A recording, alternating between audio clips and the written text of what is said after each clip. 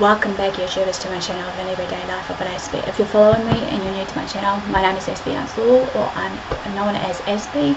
I want to welcome you all right now to my channel with open arms to the newbies. Basically, I'm all about creating mental health and awareness versus sharing my life story and journey with my condition of suspicious syndrome, OCD, and the like of every other everyday symptoms or diagnoses that comes with it, as well as also being a mental advocate support person, basically to share everyday messages of hope sort of thing for you guys, for peace of mind, of encouragement, support, and being the light for you all, of regardless what it may be.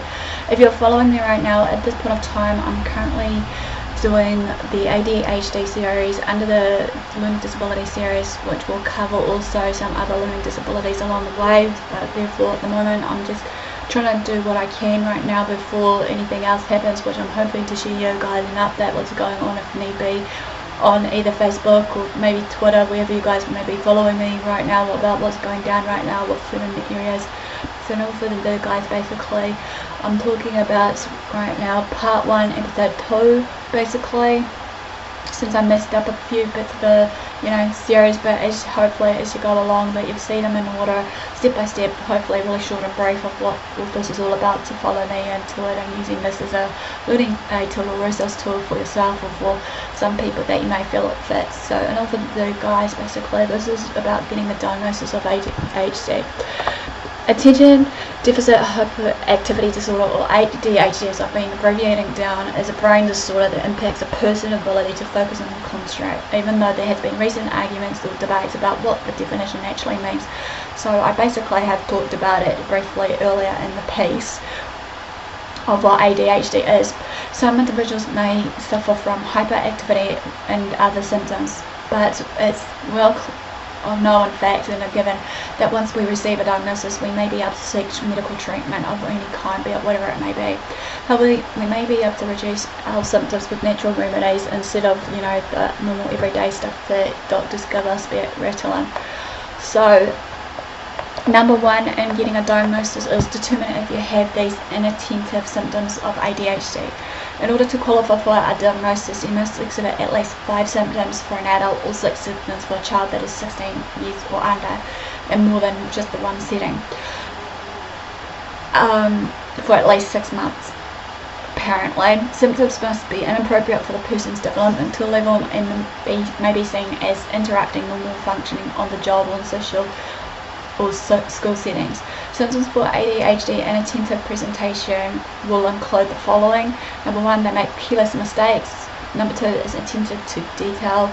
Number 3, have trouble paying attention, be it task, playing, whatever it may be. Number 4 is basically doesn't seem to be paying attention when someone's talking to him. Number 5, doesn't follow through of their tasks that they have been given, be it chores, jobs, homework, and they get easily sidetracked. They seem to be distracted while they're sidetracked. Number 7 is organisationally challenged. Number 8, avoid tasks that require sustained focus, like their schoolwork or anything that requires their full sole attention over one particular area. Number 9 is can't keep track of or often loses certain items, be it their keys, glasses, papers, tools, and the like. 8 is easily distracted, and 10 it was, and number 11 is forgetful. Number 2 to getting a diagnosis is determine if you have hyperactivity impulsive symptoms of ADHD. As you're aware, basically, as I said, there's 3 subtypes of ADHD, and this will vary from different ages and stages of life. Not everyday symptoms that I address to you will be the same for everyone. It will vary from person to person, however, just to bear in mind while I'm continuing this on.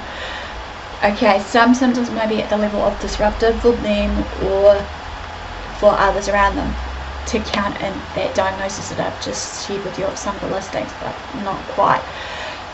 Okay, track if you have at least 5 symptoms for an adult or 6 symptoms for a child that is 16 years or under in more than one setting for at least 6 months. Again, for this kind of symptoms is number 1, fidgety, squirming, taps hands or feet. Number 2, feels restless. Number 3, struggles to play quietly, do quiet activities.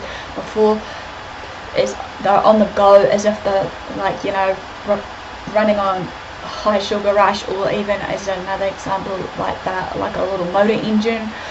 Number 5 is, if I'm counting right, is the excessive talking. Number 6, they blurt out even before questions are even asked to them.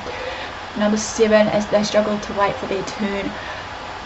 Number 9 is interrupting others, insert self into other discussions, games and other activities. Number 3 is access if you have combined ADHD. Some people with ADHD present symptoms from both inattentive and hyperactive impulsive criteria in these checklists that I've just given you all. If you have the 5 symptoms for adults or 6 symptoms for children 16 years and under from either of these categories that I've just mentioned, may have that combined presentation of ADHD. Number 4 is important one, is maybe when you're getting diagnosed, seek professional help, be it a mental health professional or doctor, so that they can determine, or you can determine, your level of ADHD while you're seeking this guidance from the health professional to make that official diagnosis. The medical health team of the mental health side of it will be the type of person that you might come across, and actually they'll be the ones to be able to determine whether your symptoms can be better explained by or attributable to any other psychiatric disorder that may come with it, like many others. Okay, number 5, ask your mental health professional about other disorders that may come with it, because as I said before, with my condition it comes with a wide variety of disorders or diagnoses. As if having an ADHD diagnosis isn't challenging enough, like anything else in this life of ours, 1 out of every 5 people with ADHD is diagnosed with a most serious disorder, be it, for example, depression and bipolar disorder are the most common partners for this. 1/3 of the children with ADHD may also have a behavioural disorder, for example, conduct disorder, oppositional defiance disorder.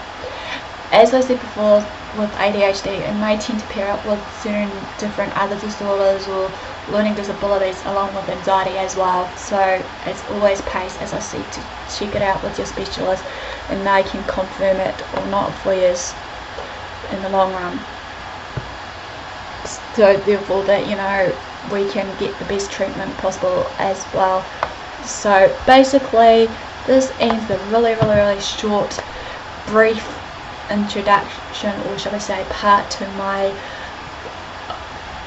getting a diagnosis ADHD. Basically, give me the like, full thumbs up for support and engagement. Feel free to comment below or follow me on Facebook, Twitter, AspieAnswersAll. Feel free to private message me on Facebook, AspieAnswersAll, or even on basically directly messaging me on YouTube. I'll do the best I can to attend to any messages that are on those channels, or platforms, shall we say. Feel free to subscribe to my channel to know what's going on. Feel free to also share these videos around to family and friends. So thanks for your support so far, guys. Thanks for watching. Do what you love what you do. Until next time, I'll see you all again soon.